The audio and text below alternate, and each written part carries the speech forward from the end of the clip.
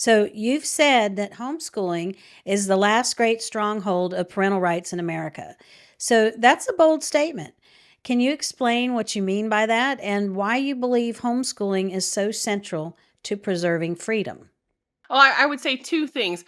Homeschooling is the last area where parents can say, "This is my child." When it comes to their medical care, we all have to live in fear of radical pediatricians and their mandates and exemption forms and all this stuff.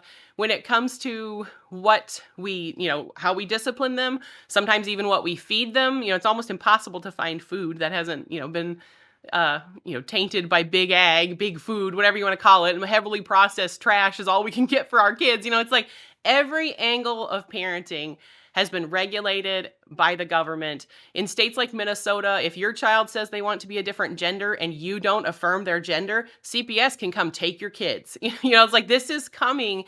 Education, homeschooling is the last place where you can say, absolutely not. I have total control over what my child is taught. And so that's point one is, we're up against, they are trying to take over the last area where parents have total say. And there's no, government entity telling homeschoolers what they have to teach. Now, there are entities telling us how we can discipline or all these other things. But I would say the second point is a little more, upstream of that.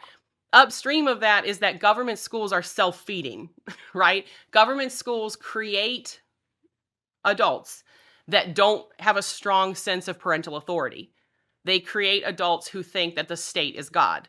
They create adults that think that the state should be in charge of education, that the state is good at raising children, that the state, it takes a village. We're sharing this job of raising our kids.